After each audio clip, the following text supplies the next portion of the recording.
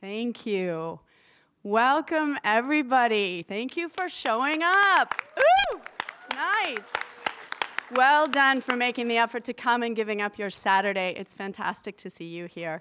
Welcome to the 2012 IMBA Leadership Connections Conference. I'm sure I said that wrong, but you know what I mean. We're happy to have you all here today with us, and we actually had over 100 IMBA graduates register for today's event. And some of you have come from as far as China, from Washington, D.C., from New York City, as well as probably other cities that I have not been made aware of, but we're very excited to have you here. We're also very excited to have a few delegates from our first year of the IMBA program. Does anybody know what year that was? No, that's Absolutely. right. 1991. Would the graduates from 1991 please stand up and be recognized? Graduates from 1991. There they are over here, ladies and gentlemen. All right. Do you ladies know how many people were in your graduating class by chance? All right. Very good. Very good. This year, 2012, our program will graduate 32 graduates. All right. Very nice. And our program has graduated over the years, over the 21 years of its existence, 717 graduates in total. Yay for us. Yay for us. So we're really happy that you could be here with us. And for those IMBA classmates of ours that couldn't be, not to worry. We will be posting today's festivities online for them to view at a later date. So whether you're here or abroad, you will be participating with us. So we'd like to let you know, go ahead, that we have the honor and pleasure of being your lovely and gracious hosts for today. Yay for us. Yay for Hold your applause, hold your applause. Actually, we were quite honored to receive the call from Jamie inviting us to be your hosts.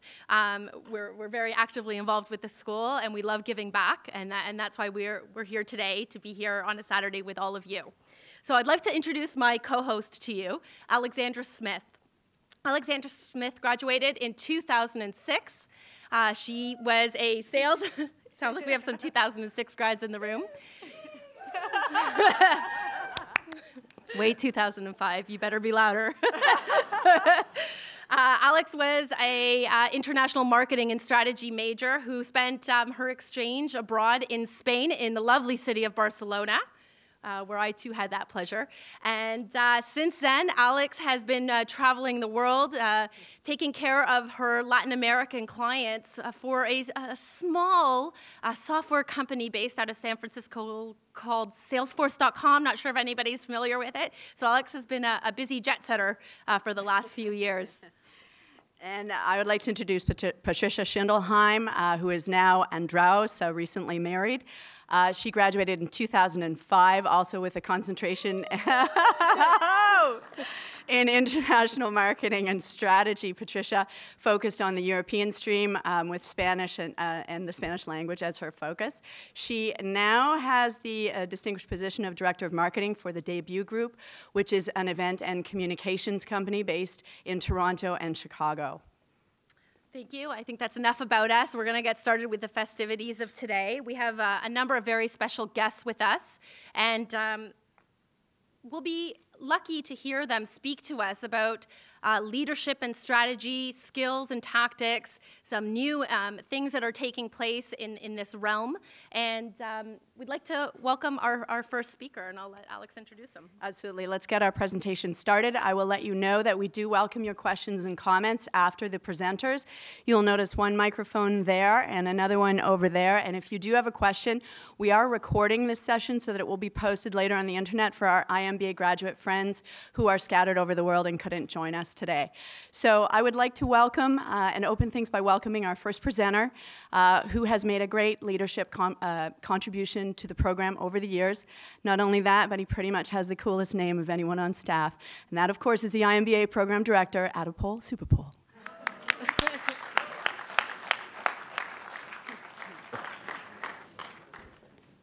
Well, thank you very much. Can you hear me okay?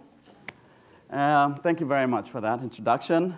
Welcome, everybody. Welcome to IMBA Connections, IMBA conference on leadership.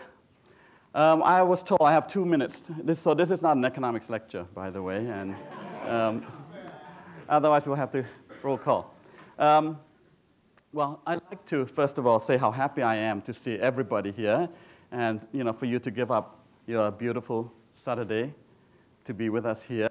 But I think what Alex and Patricia and the IMBA team has done in terms of planning this event, I'm sure it'll be really worthwhile for you.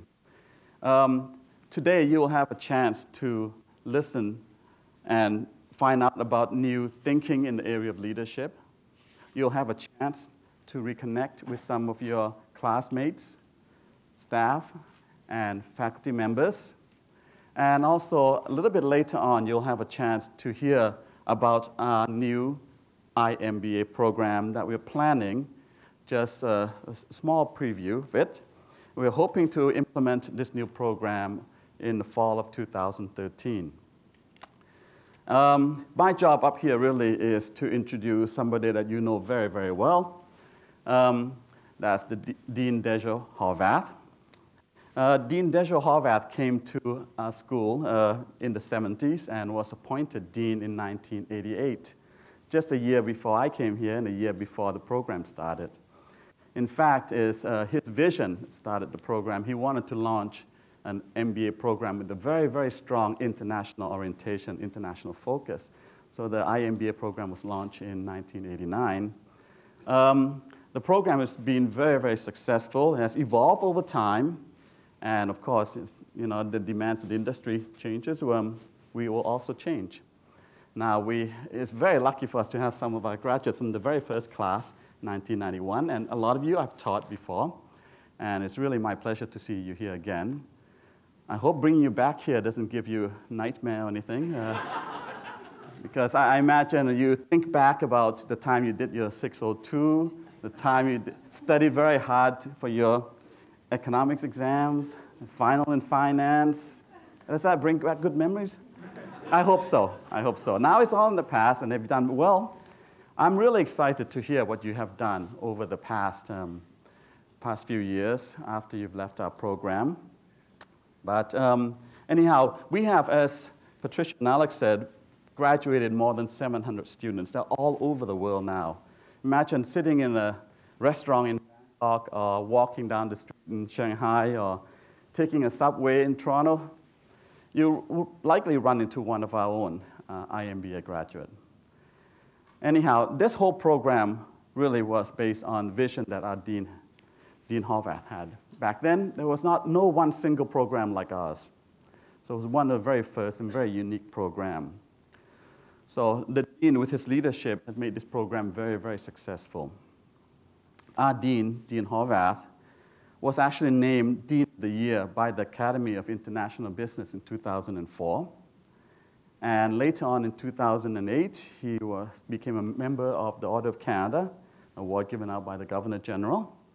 So please join me in welcoming our very own Dean Dejo Horvath.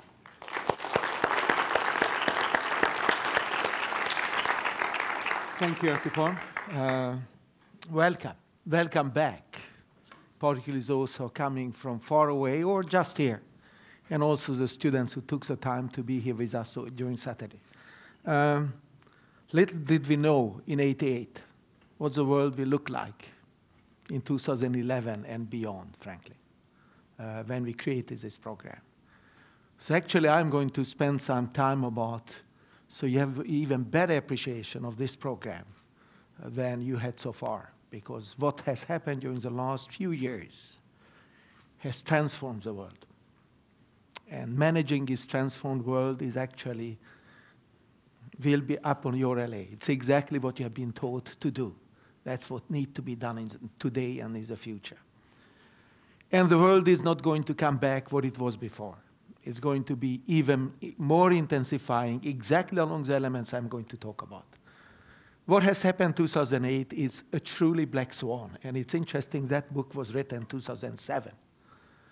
In 2008, it became a reality. Enormous large disruptions, nobody expected, with enormous consequences. And that's why I'm talking about it's a transformed world. But after the facts analyzing, actually, it could have been realized and even prevented, that this could have been prevented to happen. So let me talk very briefly. I'm not going to dwell on why it happened. You all know about the great investment bankers in New York. I hope whoever is here from New York is not in investment banking,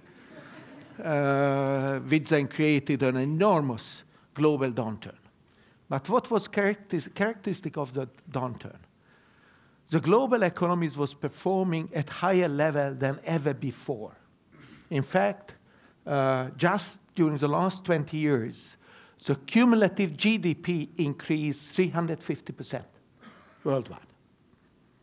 And then suddenly this event, how long time do you think it took to get to the bottom of the economic performance before we started trying to get back on track? No more than 4 months. Nobody, not us, and we thought we knew the world. We knew that it's globalized. I don't think anybody or nobody anywhere realized how integrated the world truly is.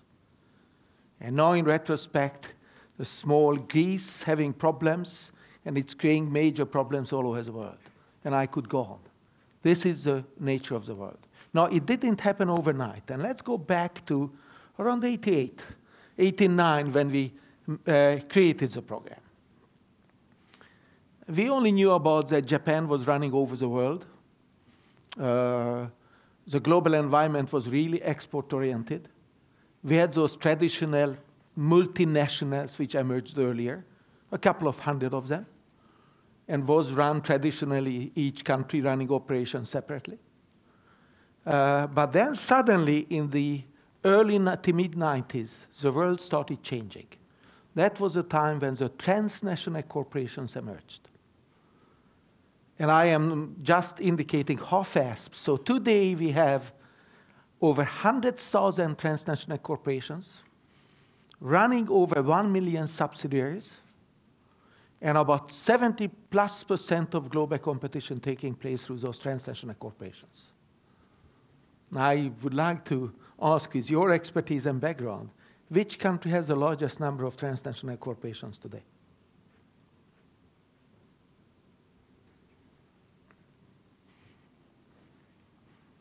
Come on, this is your area of business. Yes? There are probably more of them in China, but the headquarters are probably in the United States. It's actually correct with China, but the interesting thing is, if you would have asked that just 2 years ago, it would have been Denmark.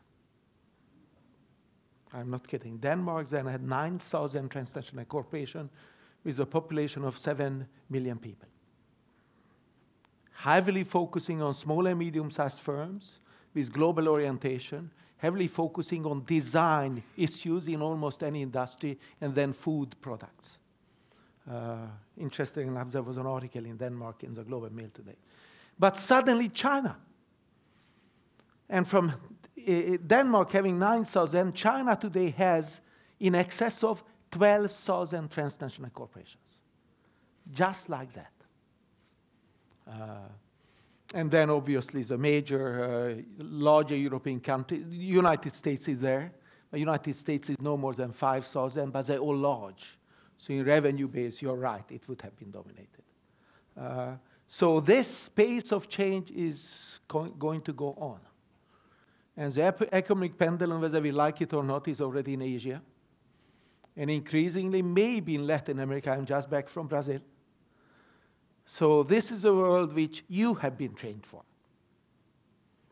And languages are coming back, just like we suspected. Yes, it's good to speak English, but if you go to Japan, even Germany, Russia, if you speak the language, you have an advantage.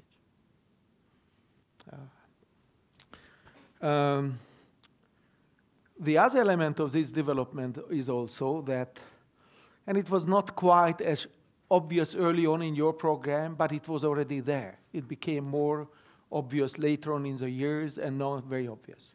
The other element was clear after the meltdown, that no governments, not the more and more well-educated population of any country in the world, are going to accept excessive and greedy behavior of firms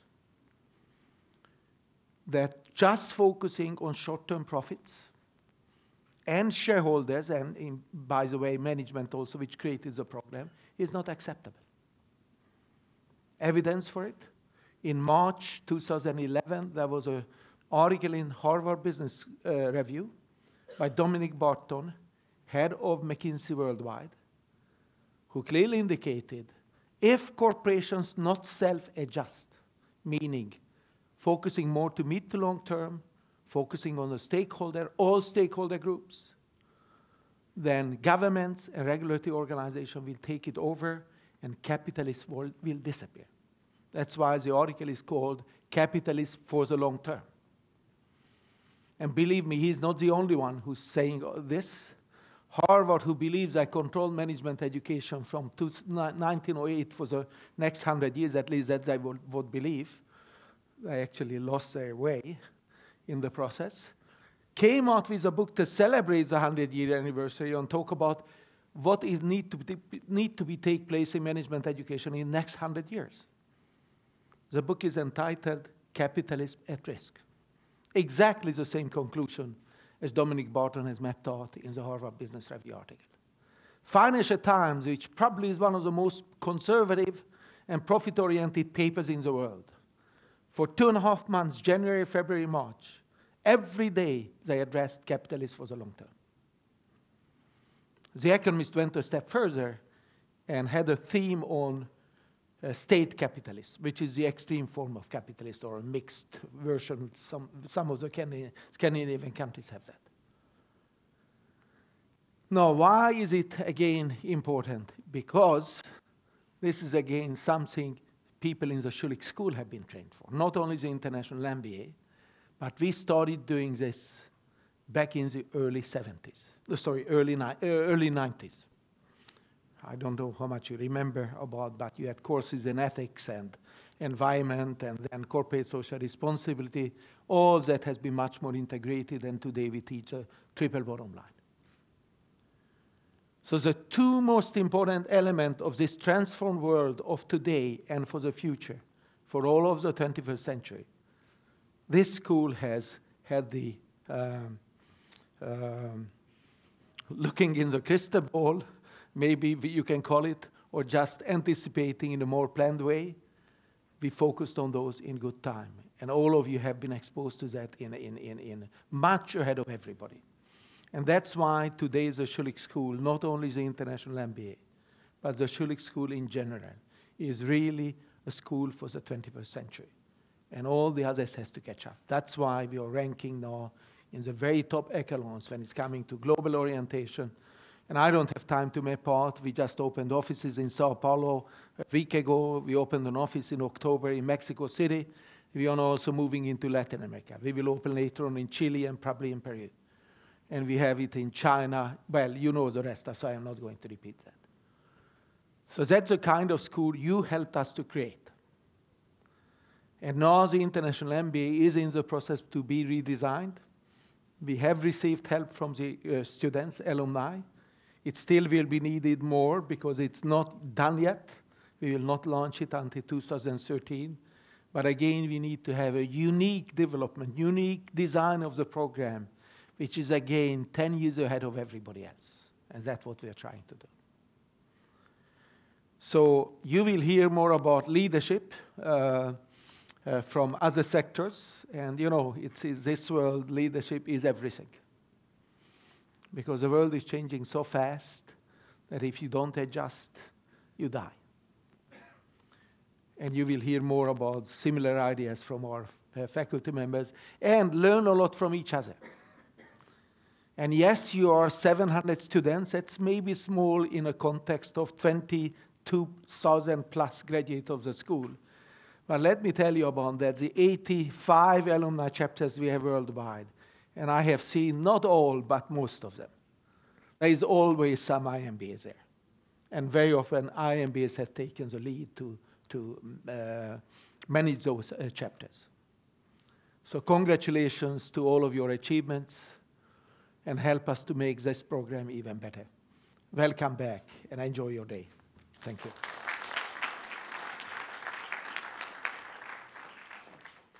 Thank you very much, Director Superpole and Dean Horvath. I think we all have fond memories of capitalism for the long term and the stakeholder approach. Just nod your heads if you have a memory of that. Come on, join with me, nod your heads. Lots of people nodding their heads there, yes? Very good. So it looks like being a great leader means knowing how to deal with changing times, and changing times it is, and knowing when to lead, when to follow, and when to step down is really the mark of any leader's survival. Do you know what it means to be a leader? Well, I can tell you that our next guest speaker does, and he has an unbelievable depth of experience leading in changing landscapes. We are very fortunate to have with us today a friend of the IMBA program and an expert in defense, public safety, and intelligence who has certainly more than a few things to share with us about leading change in dangerous and complex environments. Now, this could be our workplaces as well, which a few of us have probably experienced. After a distinguished career serving Canada in the armed forces for over 30 years as former Chief of Land Staff and Commander of the Canadian Forces, more recently Chief of Transformation, Lieutenant General Andrew Leslie retired from the military in September of last year. An expert in risk management and strategic planning, General Leslie has led global missions, including NATO combat operations. General Leslie's hard work, dedication, leadership, and exemplary services in NATO, Afghanistan, and the former Yugoslavia have earned him many deserved recognitions by global leaders, including the Prime Minister of Canada, the President of the United States and Poland, and as well, the Governor General of Canada, on many occasions for the past 15 years, has recognized his hard work and dedication. General Leslie has now made the transition into civilian life and is currently leveraging his experiences with the Canadian Forces as a new Senior Vice President of Canadian Defense, Cyber, and Intelligence with CGI, a global IT services provider. So without further ado, I'd like to give a fantastic welcome to General Leslie.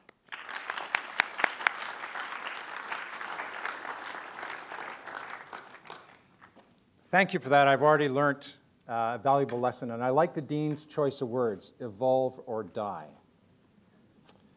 In my former profession, we could help you achieve one of those two goals. In my current, of course, it's a much kinder, gentler world out there, or is it? The armed forces, dangerous and complicated circumstances indeed, but actually it pales into insignificance in comparison to the battles between corporations, not only in Canada, but around the world, where there's competition, but of course, cooperation, all with the view to getting it done better, faster, smarter. With your tolerance, I'd like to talk for about 8 or 10 minutes, then show you a video, because a picture's worth many times the spoken word, and then open it up for your questions. If you have no questions, in a former life, I would all invite you out for a 5-kilometer run. I can invite you, but you can tell me to go to hell now. So hopefully we won't get to that stage. So Dean, Dr. Superpole, thank you very much for the invitation. I'd like to talk about leadership. I'd like to talk about you. And I'd like to talk about what your Army's doing. Now, a caveat. I no longer speak for the Army, but as a proud former soldier, I can speak of the Army. So it's in that context, and I'm going to try and draw examples from practical, hands-on, transformational leadership styles in a war zone to how it might apply to you in your corporate lives. And by the way, when you go into a CEO's office, some of them have copies of Sun Tzu on their shelves. Some of them have actually read it. The point being is that there's a close affinity between the principles of leadership that you need in any complex, dangerous circumstances, be it fighting for your life, fighting for the lives of others, or engaging the competitive process. So I'm going through a transition, and it's kind of neat. I've been doing roughly the same thing for the last 33 years. And 7 months ago, left the Armed Forces, the Army, and went to work for a great Canadian corporation called CGI. Your tax dollars, by the way, have spent a fortune training me in leadership, management, ethics, economics. I'm not sure all the money was well spent, but I'm not going to comment on that. The point being, especially after 4 years of leading your Army during a war, I can look you all in the eye and say, I don't know everything there is to know about leadership, and I often get it wrong. I've made mistakes which have cost lives. I've made mistakes which have taken lives. It's not something that you live with lightly, and there are comparators in corporate Canada and around the world. The point is, leadership is it's a learning journey. And if you're not willing to learn, to evolve, to modify your styles according to the circumstances and the personalities that you're dealing with, your leadership skills and training will come to naught. Absolutely nothing. Everybody in this room is a leader. The skill sets that you've learned in your MBA course, absolutely. That's the technical foundation, if you would, of all that you've done. But the experience that you've got in managing people and resolving issues, solving the tensions that exist everywhere where more than two people interact, and of course your ability to get it done, to have a vision, to implement it, to listen to what your boss has to say, to learn how to follow. Because until you learn how to follow, you can't really lead. You're all leaders. You're all successful leaders, otherwise you wouldn't be here. You're all, I assume, smart. That's what Dr. Supapol said, and I believe him. Why are some of you laughing at that? You're respected by your peers. You're respected by your corporate entities. Otherwise, they probably wouldn't have funded you to come here. Please tell me they all funded you to come here. Did they? Who did not get funding? One person. Well, I'm sure the dean can sort you out afterwards. I can't speak for him, of course. You'll contribute back to your society because there's many ways to serve. You don't have to be in uniform. You don't have to be a member of government. We're all products of that from whence we came. You're all obviously willing to learn and to work hard. You have a great network because one of the prime tenets of this conference is for you to get together again and rekindle old memories with your colleagues. Most of you are probably moderately well paid. Some of you probably even pay taxes. Not a lot of you caught that, or else very few actually pay taxes, which I find personally disturbing. You are also experienced in leadership in both times, both good and bad. Now, the dean mentioned that in his introductory comments. What's happened over the last 4 or 5 years, the impact that's had on how society views those with your technical skill sets and your leadership roles in the corporate Canada and abroad. I would argue leading in good times is actually pretty easy. When you got lots of money, revenue's pouring in, the status quo reigns supreme, people get tired and complacent, and they get highly resistant to change. Everyone's happy. There's no forcing function which allows the next evolutionary step. Way back when, chubby dinosaurs did not have to evolve. But when things got lean and mean, of course, that presses the genetic trigger for leadership traits, for those survival traits, to step to the fore. You're here because you're a leader who I assume is willing to make the hard calls when required. And there have been some hard calls, and there will be hard calls. And when it comes time for you to sit in the Army Commander's office or a CEO's office, if you're not willing to make those hard calls, you probably won't get there. And that would be a shame, because I'm sure all of you will do that duty in an exemplary fashion. You got to be willing to make those hard calls, looking your folk in the eye, stating clearly a relatively simple vision of where you intend to take your team. How do you intend to get there? Who is it you can trust? And are you willing to look folk that you may have known for years and ask them to do dangerous and complicated things, or, in the worst case, ask them to risk their lives, sacrifice their jobs, or terminate their employment if they can't buy into the vision that you set for your organization? Everyone, though, has something to offer. And of course, those last two are the very last steps. Everyone's got something to offer. And a truly great leader will make every use of those skill sets, try to understand where people can fit into the complex mosaic that is a fully functioning team, be it in uniform or out. But there does come a time when the really tough calls have to be made. And the training that you've received here at this wonderful institution, your practical experience, your innate abilities are all setting you up over the next 5, 10 years as you increase in seniority and responsibility, to eventually make those hard calls, which comes with greater responsibility and obviously greater risk and reward. A question you have to ask yourself, how strong is your team? How many folk work for you? How well do you know them? Do you actually spend time thinking about who's going to replace you? Do you have a mentorship program in place?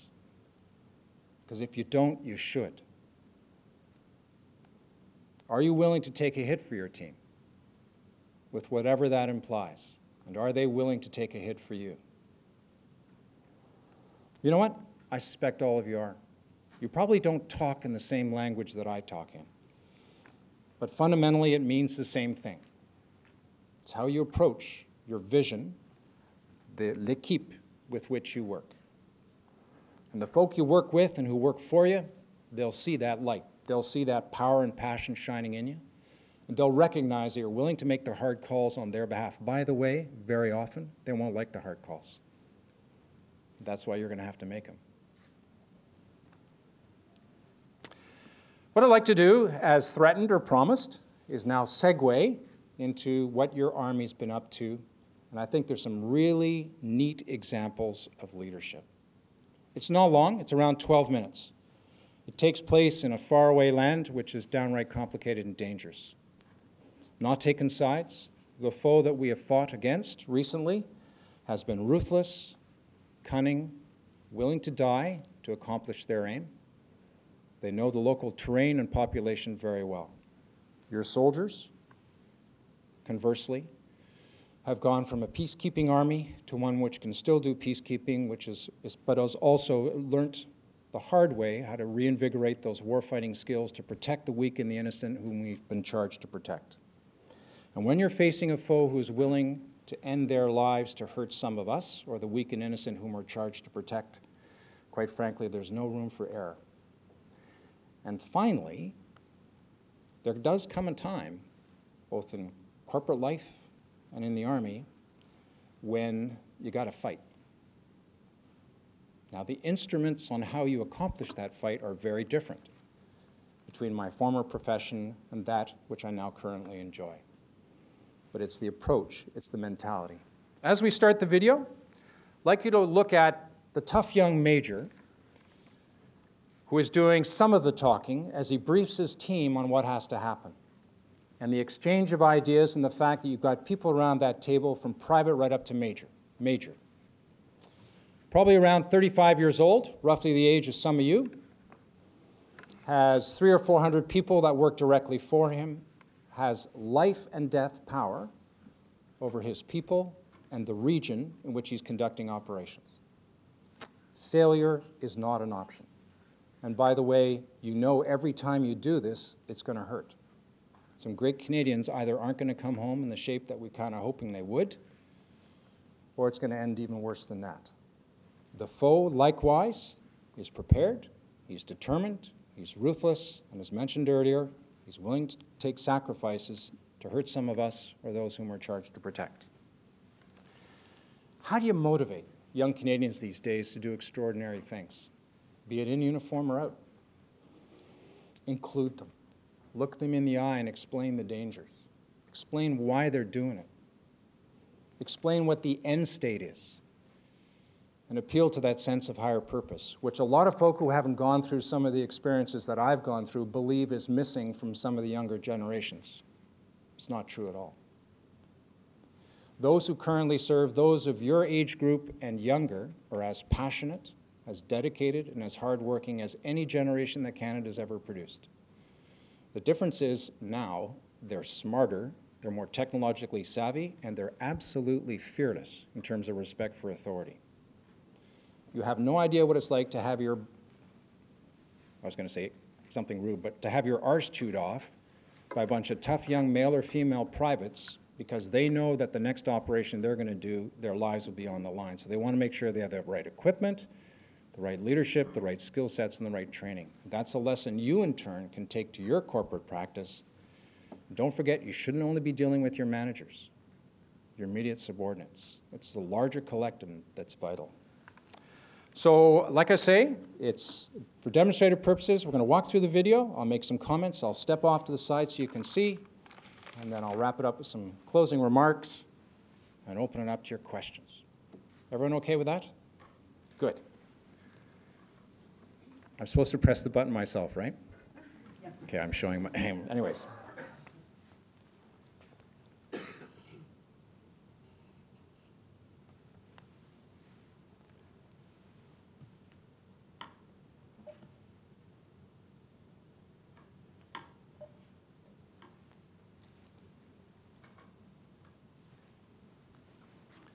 If you lower the lights just a little bit, and if you could turn up the sound. This is a training video, but it's based on real troops doing real activities, and they're all Canadian. Occasionally you'll see an Afghan soldier. Rendu ici, tu as split, j'ai un point de dislocation. Mon détachement des armes va s'en venir ici. Va s'installer. This is the sergeant major outlining what has to be done. OK, parce que vous voyez, il y a des champs de vin, c'est le Wally. Environ, j'ai dit 200 mètres vers le nord. On va marcher. Once we're done here, that's the young major who's running this organization. Your nav team starts studying Afghans, privates, officers, that all gather around the table, working through the issue. Because we'll be wet likely, and then there's some areas where we can make some great speed. So as long as you have that marked on your maps, we'll be able to put them in the waypoints. Bravo à droite, PSO au centre, la C6 monte au midi. Explain what's going on. Les distances, ça va dépendre de la Talk to luminosité people at qu'on va all avoir. levels. On regarde le gars à vue. Ce qu'on veut pas, c'est briser la patrouille. Okay, probable mission. Confirmed missions. India Company Combat Team in direct support of ANSF will conduct disruptive ops in the vicinity of Sartok. And that's in order to limit the Taliban freedom of movement and the establishment of ambushes along Highway 1. Since the dawn of time, the best time to, once the talking stopped, is to pay a visit to the enemy's fortifications sometime close to dawn, which means in turn you get there throughout the night. And so as to preserve the element of surprise, despite billions of dollars being spent on high-tech equipment, put 100 pounds on your body and back, and you walk for hours.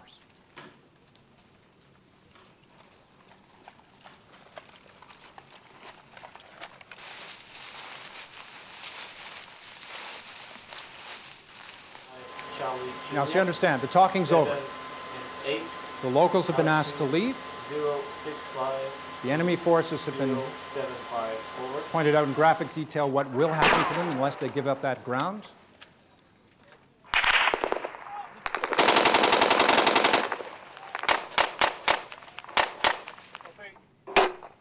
Yes!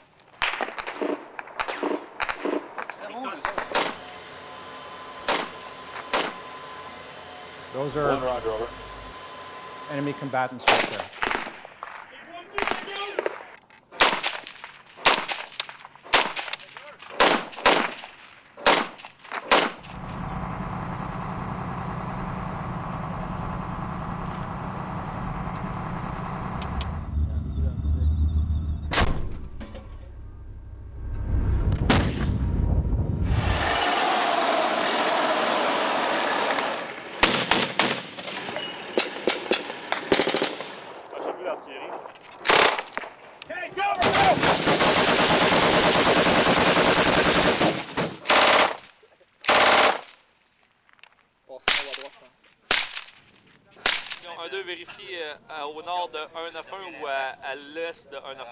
A contemporary battle with well-trained troops is actually moderately calm, and there's none of that blaze of gunfire which you may have seen in movies. It's very precise activity.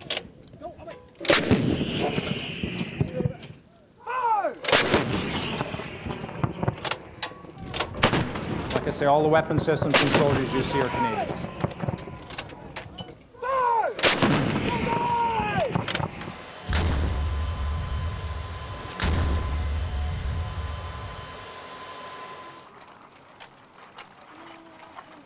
The aim is not the battle line, just like the aim in corporate life is not the fight. It's what objective do you intend to set. And in this instance, the intent is actually to reclaim land, a village in this case, which is owned by the Afghans. the Afghan people and to reestablish their authority.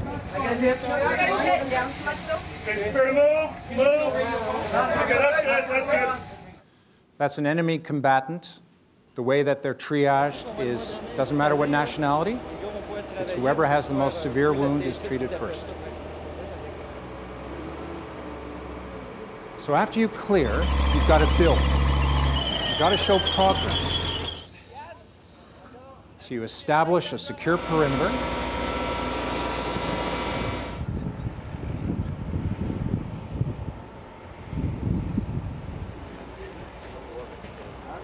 You build protective shelters. You build police stations.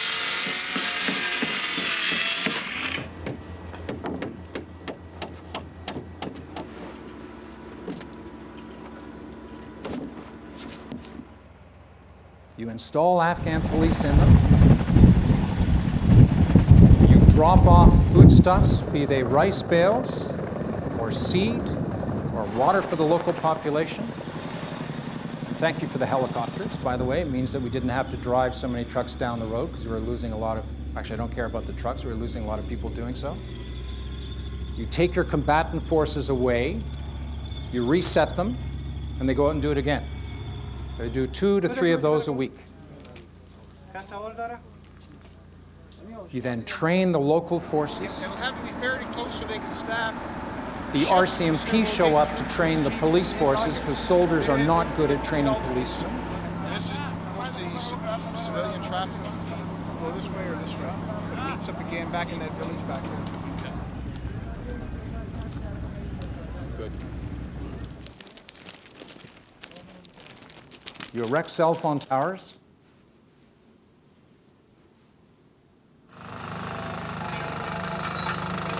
And literally within days, you start building the schools, the irrigation systems, and the roads. You hire Afghans to build the roads. Is it efficient? Absolutely not. Are you creating a microclimate or a microcredit climate wherein a small amount of dollars to each fighting age male will get them taking pride in this construction around their village, and by the way, stop them from shooting at some of your soldiers? Absolutely. Employing thousands of Afghans to build a road, which you could probably do, not probably do, better, faster, cheaper, with a bulldozer and layers. Now, occasionally you do have to use heavy machinery, especially when the foes come in that night and mine the road. But we just finished building, but so be it.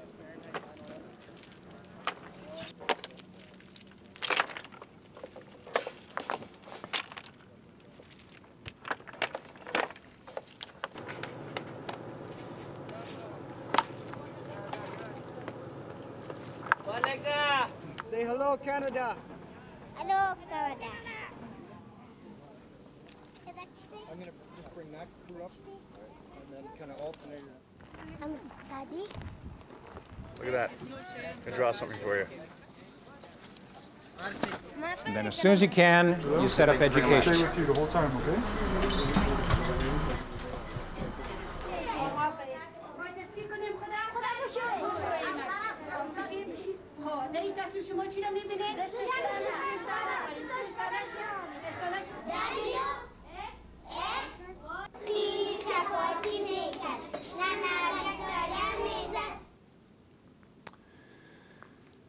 So don't forget what the aim was when the young major started that operation. It was not to fight per se, but sometimes you got to do that. So sometimes you are going to have to draw your line in the sand and figure out when and where you're not going to give. Because if you give forever, then actually, what's the point of having you as the leader? If it's nothing but surrender, think about the implications for your own corporate entity. Think about your employees. Now, as I mentioned earlier, some of the lessons are not directly transferable. So if you get into a corporate squabble, you cannot draw on main battle tanks. We understand that. But some of the principles are the same, where there is a line in the sand. Sense of ethics. We put our soldiers through weeks of scenarios in which they have to make ethical choices between what would they do if. Very often the consequences can be life and death. You yourself are lucky enough to have had ethical training here at your school. Many, many of your peers out there have not. And I would submit in part that lack of a common ethical foundation has contributed directly to what the Dean was referring to in his introductory remarks. As a result of your training here, you have skill sets to offer to those who work with and around you. Getting back to the idea of mentoring. Passing on those skill sets, and by the way, getting to know your folk even better by setting up an established mentoring program. Take 1 or 2 hours a week, and I know we're all busy, and sit down with your immediate subordinates and identify essentially those who are going to replace you. Not in a competitive sense, but those who are eventually going to step up thanks to your mentoring and your educational abilities, your friendship, if you would, keeping in mind you can't always be 100% friends if they work for you. Much like the Army's succession planning, where that young major would have 2 to 3 captains that he'd be paying special attention to get them ready for the inevitable moment when they have to fill his shoes. Now, in my former circumstances, tragically often filling the shoes has a literal meaning, because leading from the front, especially under dangerous and complex circumstances, mean an incredible proportion of leaders pay a tragic price. But you can't stop and reorganize on the spot, right? You got to carry on, which means you got to have a team prepared to step in. How do you motivate young Canadians to want to do this? Keeping in mind they volunteer to join your Army, and a lot of people don't realize this, they then volunteer to serve overseas. That's an enormously powerful tool when I was the Army commander, because if anybody wasn't happy with what they were doing in Afghanistan, they always had a choice. Leave. Go home. Because we have thousands more who understand that which we were trying to do and are willing to step up to the plate. Just like you in your corporate world. There's lots of folk who want to work for you. I don't care what your business is. Everyone has something to offer. But there does come a time when you have those disgruntled or bitter folk who are either a drag in the organization or just can't seem to get it. By all means, you have to counsel them. You have to work with them. You have to try and make them feel better about what they're doing and why they're doing it. But if you're the leader, those tough calls are going to have to be made. And don't forget, it's the team. It's not the individual. That works both ways, though. Right? You are not the team. As the Army commander, I was not the Army. It's a composite. In my case, it was 57,000 people. In your case, it's however many it is. And if you can't share that common thread that binds, and it's in every organization, it's in every culture and subculture, and it's your job to identify it and articulate it to your folk. Why are we doing this? And by the way, it's not always about the dollars, as you now know. Sense of pride, sense of willingness to work with your peers, the respect you have for your immediate leaders, the glow you get when you tell tales about what happened at the office, some of which will be funny, some not so funny. If you never talk about your work when you go home, you've probably got a variety of problems. So, a couple of points. The Dean mentioned change, evolve or die. Your job is to lead change. Don't forget, though, you've got to be able to follow before you can master, to a certain level, the skill sets required of great leaders. How many of you actually run your own companies now? Okay, so you're just starting to break into that realm. Now, I've only worked for really big organizations, 57,000 in the Army, 144,000 in the Canadian Forces, 31,000 in CGI. I have an opinion to offer, though. Just like that young major who was dealing with 300 to 400, 500 people, and they come and go and they'd be added on to depending on what the mission is, that direct scale of leadership from, say, 100 to 500, that's probably a hell of a lot tougher than really big organizations with established process and lots of senior vice presidents or vice presidents, and the list goes on. So I got a lot of respect for those folk who've stepped out into the smaller organizations, because the problems remain the same, but it's much more personal and intimate. If you are happy where you are now and your corporation is happy with the status quo, there's probably some serious issues that you and your boss have got to talk over, because everything's changing. Once again, this is my 5th referral back to the Dean's introductory comments. We've been on the cusp of change, and arguably we still are, in terms of an ethical view, in terms of where corporations fit into the larger societal picture, on how much is enough, how do you take care of your folk, the competitive atmosphere out there, new giant emerging markets, the ever more complex interconnected web of relationships and data flows that we've got, the impact of cybersecurity, and the list goes on. Change is here. We've got change fatigue. We don't want to do anymore. We don't want to reduce our overhead. Well, guess what? Evolve or go away. And that's a message, of course, which hopefully you can, in slightly more polite terms when you're talking to your boss, take back to your corporations, take back to your institutions.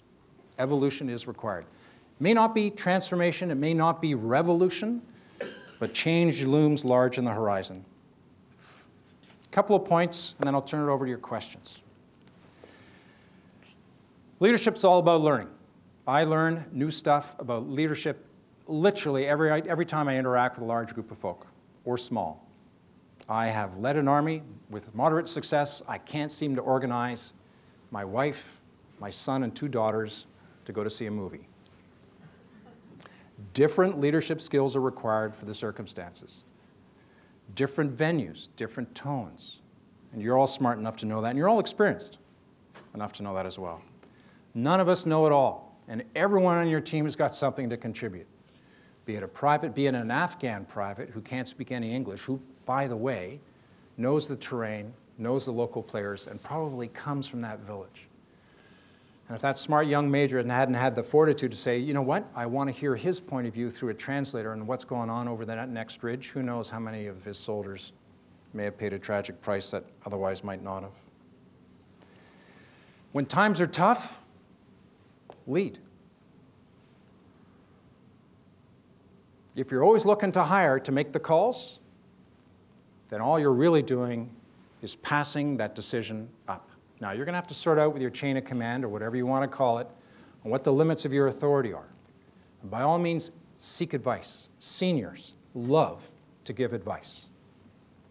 They do. Sir, ma'am, I have a problem and I want your advice. Okay, that cues them right away that you're not asking for a decision. You can pick their brain. You can shape your own decision accordingly.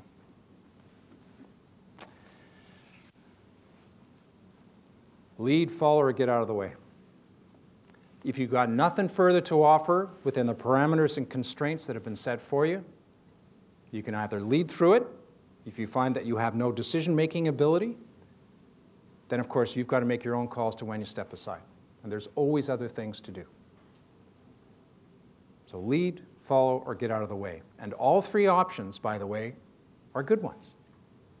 It's not making a decision for yourself personally, allowing yourself to drift, which I think might represent an incredible waste of all the educational opportunities you've been offered here and the experience you've gained in corporate life. It's all about the team, always. And communicate, communicate, communicate. My last words would be, if I could offer, be happy. If you're the grumpy person, if you're the one who's dragging everybody down, if you're the one who just can't seem to get it done, leaves early, comes in late, never goes to the functions, and could quite frankly give a damn, it's time to move on. And of course, if you've got folk like that who work for you, they need help. They need wisdom, they need patience, they need understanding, they need guidance, and if they won't change their ways, you've got to do something about it, because it's your team. On that note, I'm going to stop. Why don't we take a 30-second stretch in place, and then I'll be delighted to entertain your questions. By the way, if you ask me a question about my former life in uniform, I'll answer it to the best of my abilities. I will not broach or breach security classifications, nor will I be enticed by you into criticizing the government, though I'm sure some of you may try. So there you go, 30 seconds.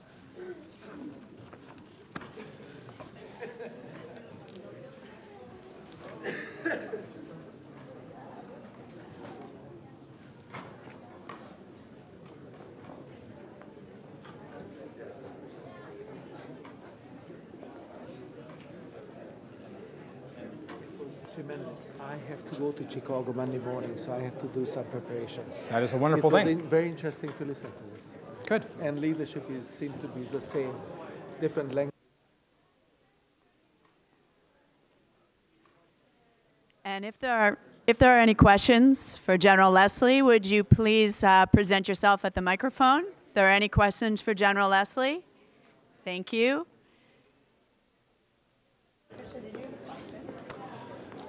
Okay, questions?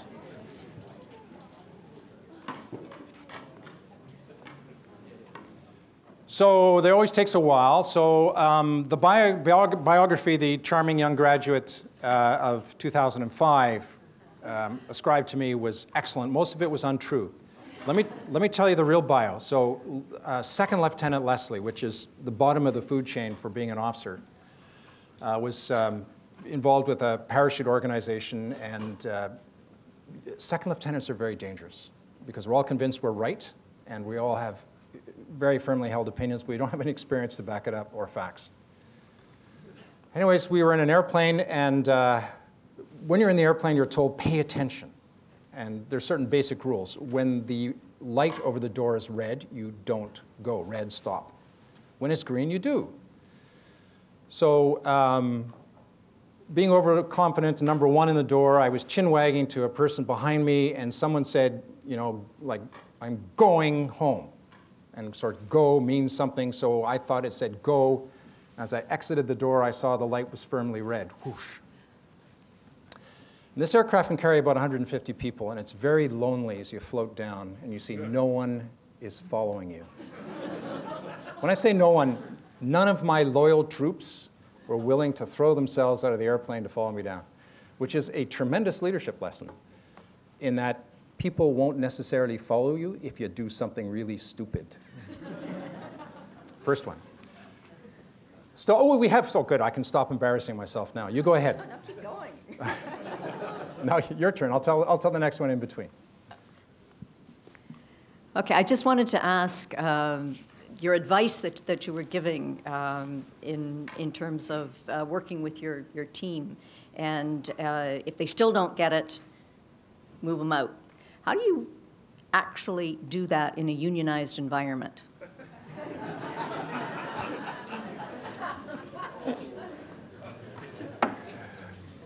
Very, very carefully.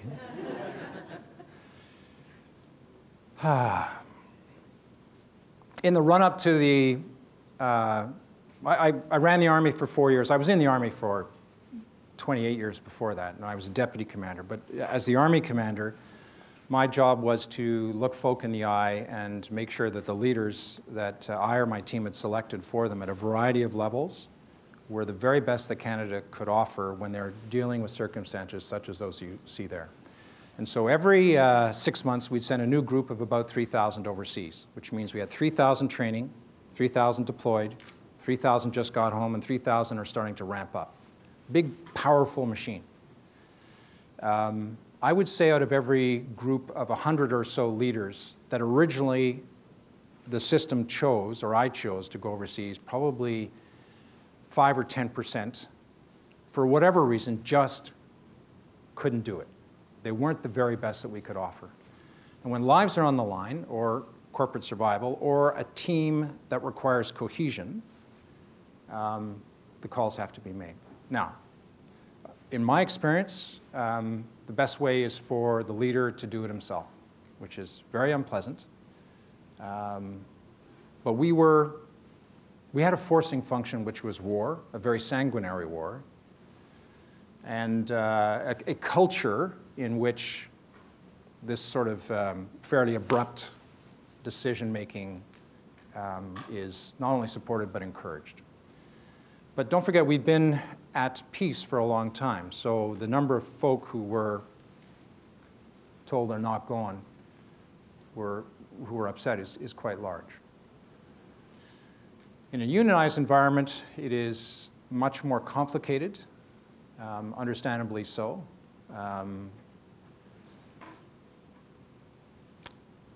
There are thousands of civil servants who work in the Army. They were not facing the same life and death circumstances because only a very few go, and none of them are put in command of troops outside the wire. But even there, especially within the federal government, those who didn't perform were essentially moved aside. Firing in the government has a variety of connotations and interpretations. So if you lost your job, have you lost your income? Two very different issues. The specifics of your industry I'm not aware of, but wow. You know, just out of curiosity, is it this one? No, it's not Schulich, it's the wider universe. Okay, I'm just seeing how badly I can dig myself a hole by trying to answer this. So I'm going to do what I've seen other folk do, and I'm going to say, that's a really good question. Next. I don't know, quite frankly. But sometimes you have my deepest sympathies on several issues.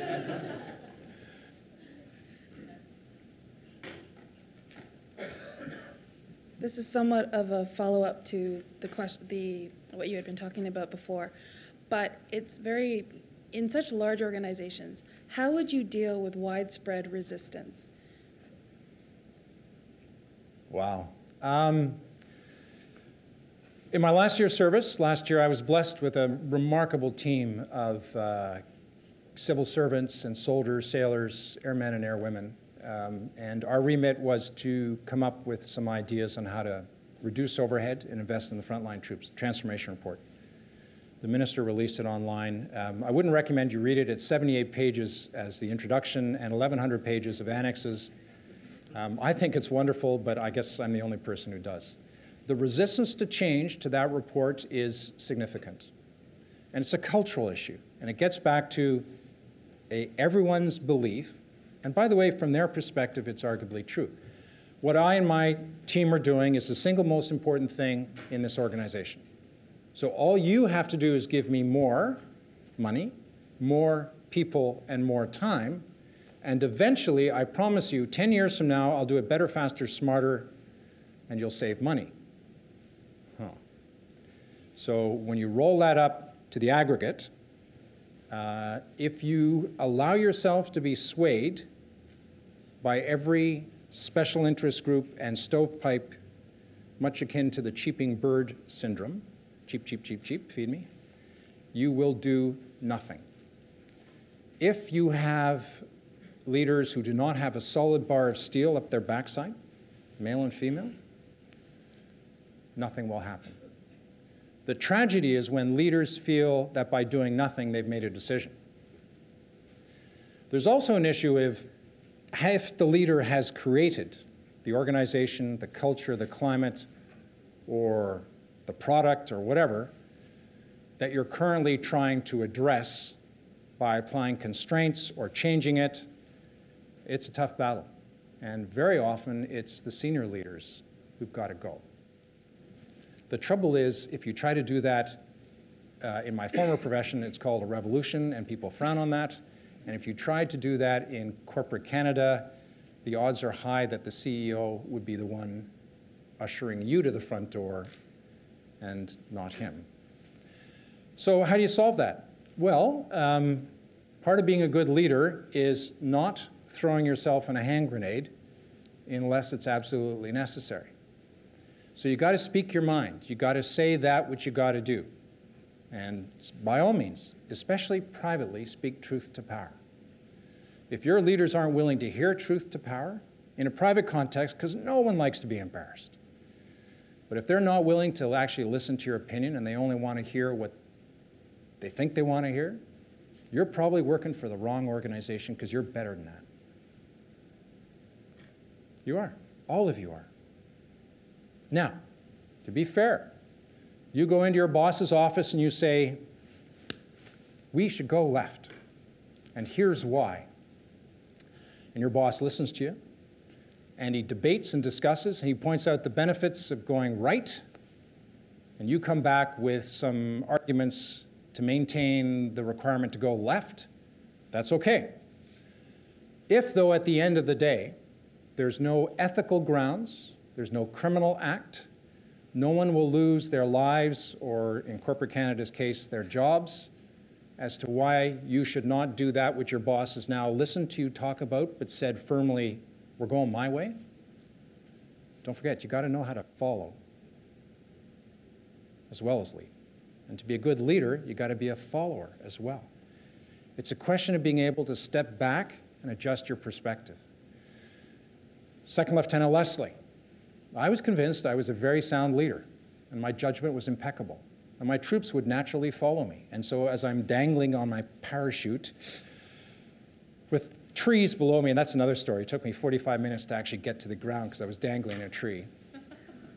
Oh, it gets even better. So the troops who eventually came out to get me, being kind and gentle souls, threw snowballs, because I was dangling there and defenseless. So, we had a good wrestling match when I got to the ground, which I also lost. So it was a really bad day.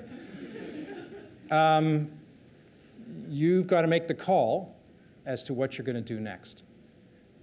But if it's a trivial issue or one which is not, attacks your essence, then it's your duty to follow loyally. And by the way, once you leave his or her office, guess what?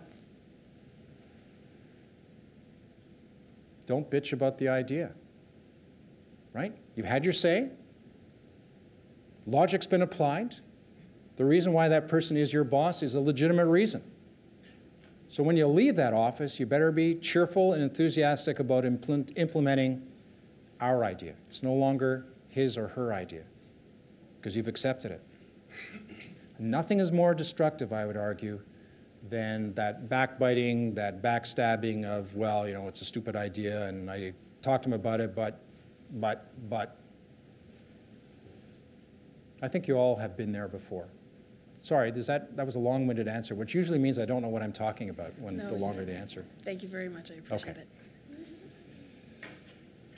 Yes? This is definitely a business question, even though it might sound like a military question. So it strikes me that supply chain management and military logistics security are pretty close to the same thing. And as another component to it, everybody obviously wants to make as much profit as possible.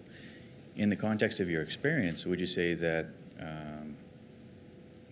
there's a need for an increasing trend to put a little bit less emphasis on competition and profit and a little bit more emphasis on protecting things like critical infrastructure by vetting and controlling and owning more of the supply chain? That's actually an extraordinarily clever question on about 3 different levels. So I'm going to ignore the 2 really clever levels and focus on a practical example in my former profession. Remember the great drive to outsource? In the corporate world, from what I know based on 7 months now, it hasn't gone away. And what outsourcing does is it allows true experts, in whatever field it may be, to come in, achieve economies of scale and efficiencies based on established procedures to get the job done better, faster, smarter. The armed forces then, after the initial drive for outsourcing happened probably a decade ago, started to claw things back because they had to own it to control it.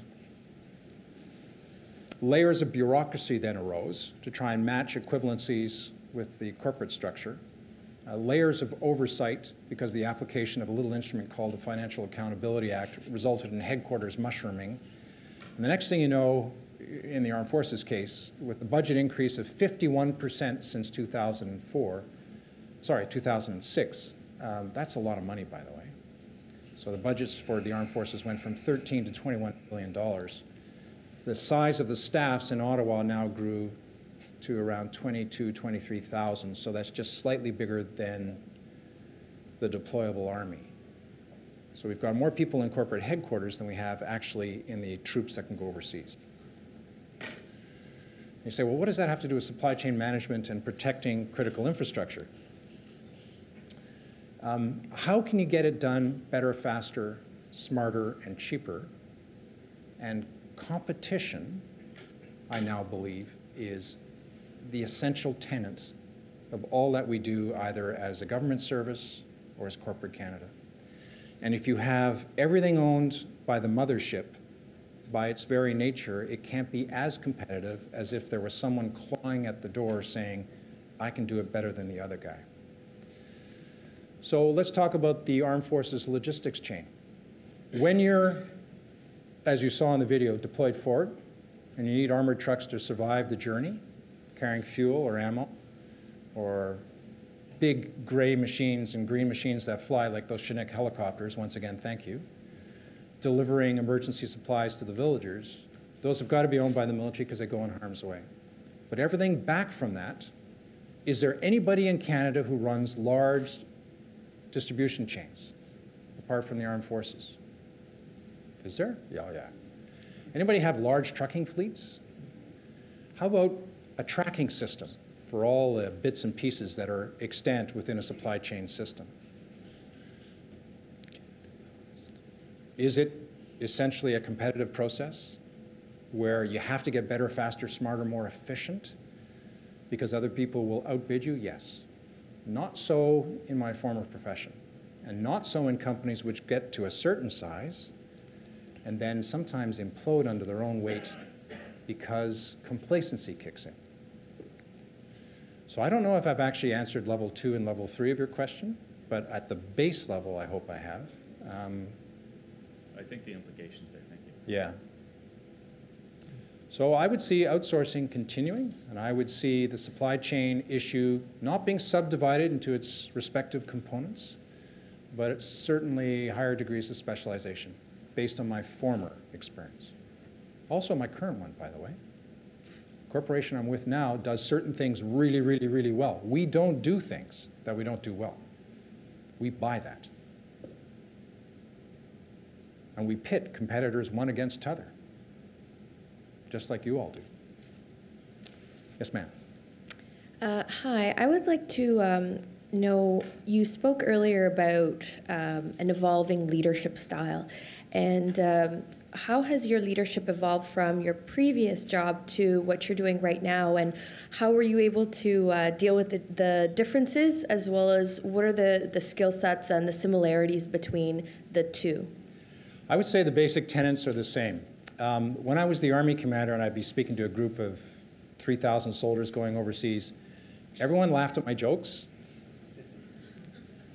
And everyone got really quiet when I sort of went like that. Why? Because I was the 3-star that was their boss's boss. You know, I was the chief of the Army. It doesn't mean I was naturally magnetic, nor was I terribly funny, and nor was I all-knowing. So let's now talk about my current role.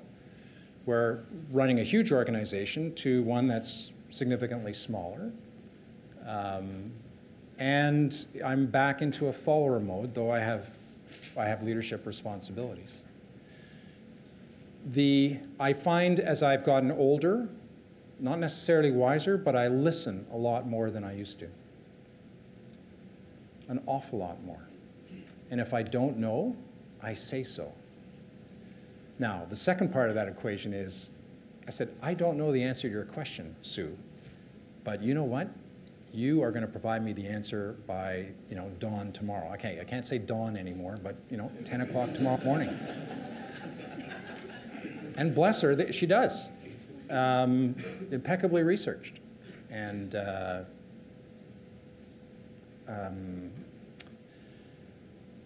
I guess as well, it's the ability to communicate. And experience comes with experience. Everyone has something to offer. Every collective group has something to offer. And I find myself now incorporating those ideas before the decision is made, so you don't get into this sort of lurching, okay, we're going left, hard left, slightly left, whoop, now we're going right. I also find that I'm conversely, slightly less tolerant of those who will drag the organization down. And through experience, I've gotten a bit harder with those folk who I feel aren't going to cut it. Thank you. You're more than welcome. Yeah. Hi, it's Jericho, and apparently I have the last question, so I'm going to make it as simple as I can. Because I'm in the Army, or I was in the Army. No, in respect for my two hosts over there, really. I saw the sign language. So at the last UN Leadership Conference, something came out that was quite extraordinary. The participants in the conference said that for the first time acknowledging that around the world we are all having to deal with immense paralyzing complexity, be it you're in the public sector, in a non-profit sector, or in the private sector. We are all dealing with immense complexity, unpredictability, volatility in the environment that we work in. And it's a strange balance of huge amount of paralyzing amount of incomplete information. So as a leader yourself, having been in from the same sort of very complex environment in the war zone back into a private sector zone, what kind of advice do you have? Can give us some advice around how to deal with this kind of complexity, where you know that your intelligence is so immensely voluminous and yet incomplete?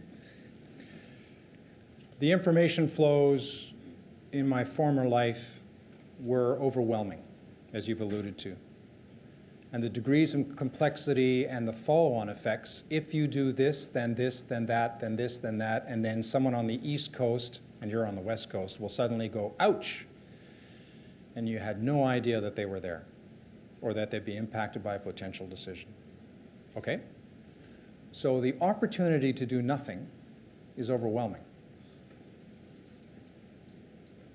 Which is why you get organizations that get stuck in a rut, and it takes a forcing function to get them to change. Now, historically, forcing functions can range from Timur the Lame in Afghanistan, coming through and slaughtering just about everything in his way, to the extent where the ruins of those magnificent subterranean water conduits as you fly low over the desert in a helicopter going back 1,300 years are still there. That's not necessarily a good approach, but sometimes the decisive, direct, brutal action on whatever scale, from small to strategic, is required as a forcing function. Second is, everyone around you is going through the same sort of forcing function, i.e. the economic downturn. So there's opportunity for those people who are willing to make the calls. And by the way, you're not always going to get it right. That was my first comment of the morning. You will not always be right. So you've got to be prepared to accept the consequences of failure. And I guess the third type of forcing function is the charismatic, dynamic, visionary leader who will lead you either to nirvana or right over the edge of a cliff. And very often it's a 50-50 proposition. But they are cool to follow. They're amazing to be around. I would submit what is very comforting is to know that certain of the leaders have that potential for that magic sizzle, but also think through the issues and have the ability to break down really complicated problems into discrete chunks. And by the way, if they still don't know what to do, then just figure out what they have to do today, next week, next month. You know the 30-60-90 rule? What's your 30-day plan? What's your 60-day plan? What's your 90-day plan? Yeah, but that's not strategic. It's not long-term. Yeah, your mind is blown by the implications of all the information flows and what's about to happen to your corporation 120 days from now. So if you go 30-60-90 as a start, when all about you are losing their head and you actually have a plan, the odds are high you'll keep yours. I just made that up. I have no idea if that fit within the established parable. Does that answer the question? I think. Right. And on that note, our bosses have told me that's it. Thank you, by the way. You've been a great audience. Merci beaucoup. Merci beaucoup. Don't go away. Thank you very much for your remarks. I'm hoping that the remarks, particularly on vision and mentorship, are resonating with people in the audience. I know working for a Bay Area software company, the leader that's leading you to nirvana is the one I'm following right now. We would like to thank you very much, General Leslie, for being with us today and for your remarks, a small token of esteem from the Schulich School of Business and the IMBA office. Thank you. And now we would like to invite everybody to the executive dining room for a very tasty lunch. We'll see you back here at 1:30.